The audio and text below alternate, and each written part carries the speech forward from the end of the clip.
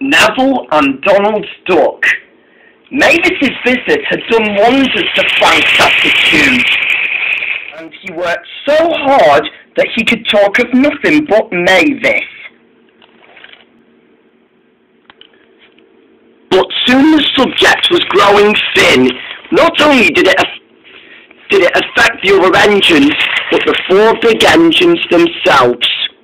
We all miss Mavis, but there's no need to go on about her all the time, sighed Emily. Anyone would think we're obsessed, said Murdoch. Or infatuated, added Molly.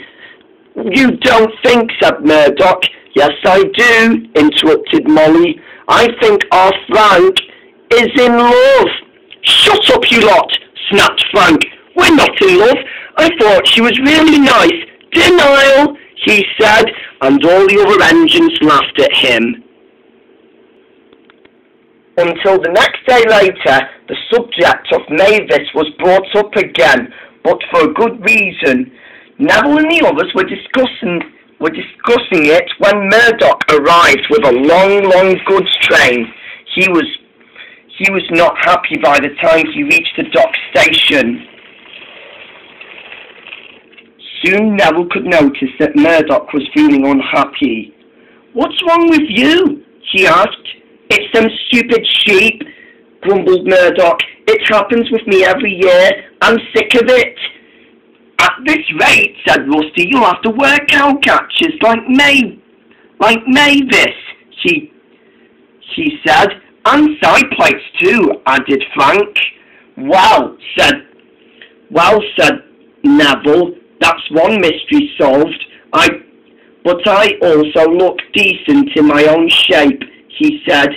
"Wearing cow catchers is not suited for a fine engine like me. It would also make me feel scared of looking like a tram engine more than animals, except it's the wrong way around."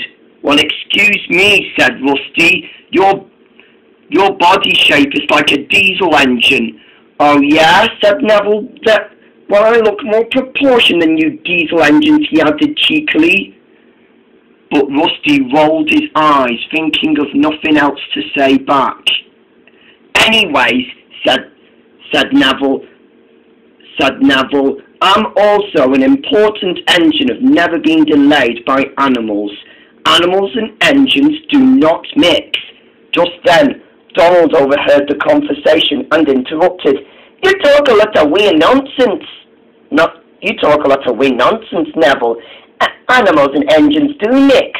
Just take a look at me and me crackaroo." "Your what?" grumbled Neville. "Me crackaroo," said Donald. "He means his duck," said Murdoch. There, perched on Donald's tender, was a small duck, known to be as Donald's duck, or Dilly. Apparently, the bird itself has had an unusual friendship with Donald, but Neville was unimpressed. "You must know better than to have livestock on your railway," said Neville crossly. "She's not livestock, she's my friend," snapped Donald. "Fine, a pet then," said Neville crossly. "She hasn't done any harm," shouted Donald back. "That may be, Donald," said Neville, "but animals cause confusion and delay, just like what happened with Murdoch's incident today, and it will only be a matter of time until she does the same to you." Donald had enough and puffed back away from the four engines. "Dinna fash yourself, me crackaroo. You'll get his coming sooner or later. Just you wait," he said crossly. Until later that day, the rain and wind began. It became foggier too, and the Sodor railway had to be closed. Or the big engines like Neville, Molly, Murdoch, and Emily had to stay in the sheds until it was safe to proceed. The engines were were bored and lonely, but it was for their own good. But when the weather had stopped, just then the big engines heard a familiar horn. It was Frank, and out popped out of him was the Fat Controller. He had just arrived to see if the other engines were okay after the storm. Just then he turned to Neville. "You have a passenger train waiting for you," he said, "and it's still safe to proceed."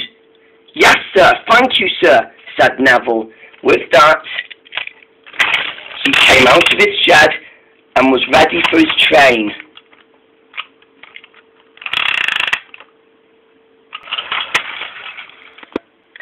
At last, the coaches were at the station where they belonged, and they were happy to see that Neville was ready to collect his passengers. The passengers were in a hurry, and the guard was anxious. But Neville's driver was thoughtful and coupled Neville to his coaches. The guard blew his whistle while the passengers were already in, and Neville steamed out of the station. Neville was still enjoying his ride and was feeling like a really useful engine. He enjoyed the peace and quiet and never stopped for breakdowns. Soon they went through a bridge and then under a tunnel. But when he came out of the tunnel, his driver saw something. He applied the brakes and Neville stopped.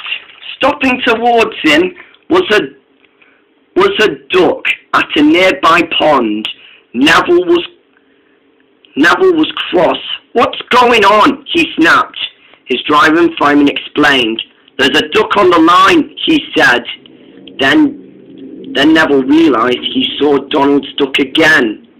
The driver and fireman tried to gently shoo it off, but it was no use. Now Neville tried to blow steam at it, but it was no good. Neville had had enough. "Get off the rails, you stupid bird," he growled. He blew a big cloud of steam, and the duck herself had had enough and decided to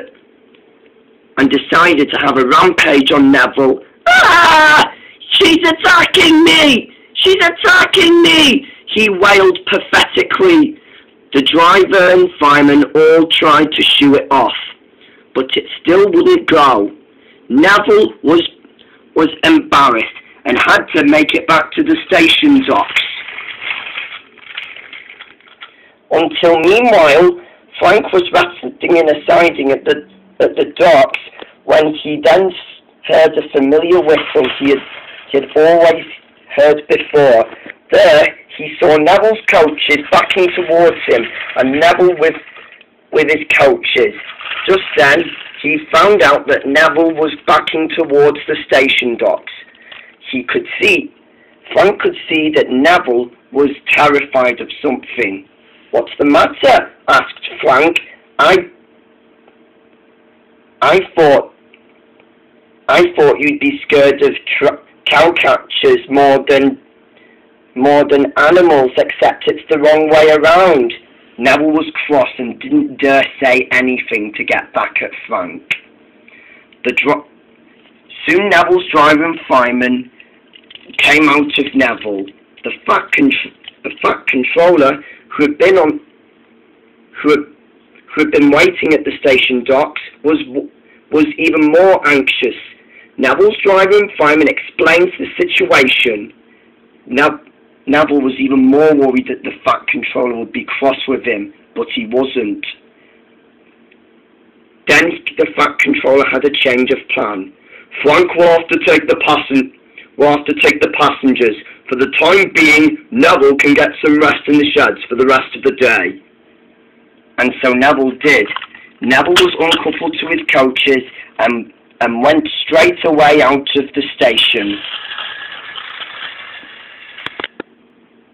Soon Neville's passengers waited patiently until Frank buffered up to the train.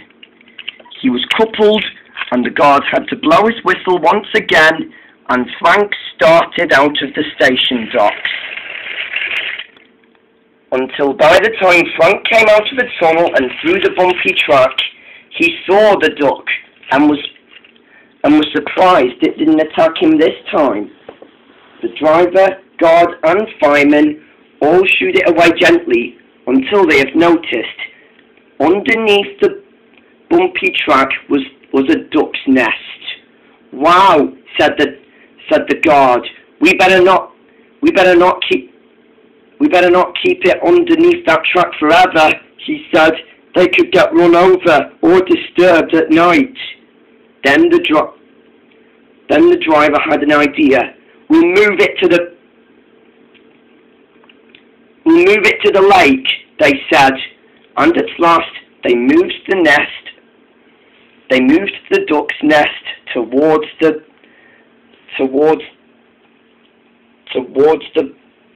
backyard station and the lake. Soon the nest was at the backyard station's lake, and then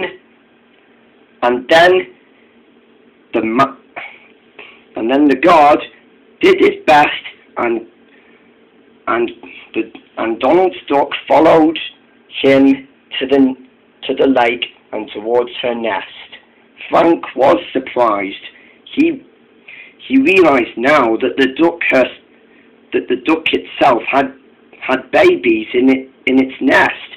Frank smiled happily. "Well," he said, "this could be Donald's lucky day," as he was ready to leave. And then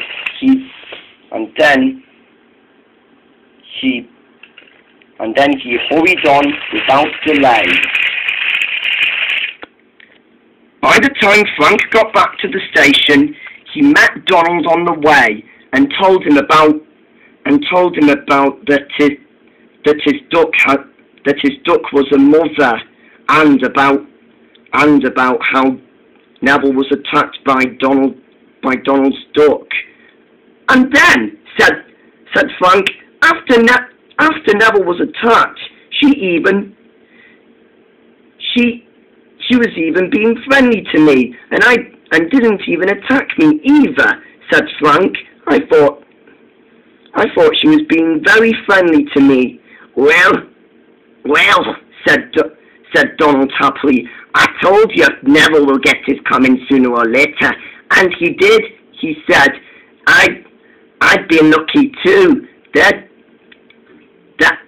me Quackaroo's children will think I'm their grandfather," he said. Both Frank and Donald laughed, even when they were old friends, and started laughing together about the situation.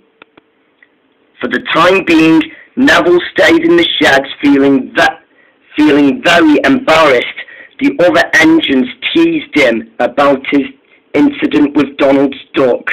"Mother duck, no less," smirked Emily. He must have had a bad day today," she said.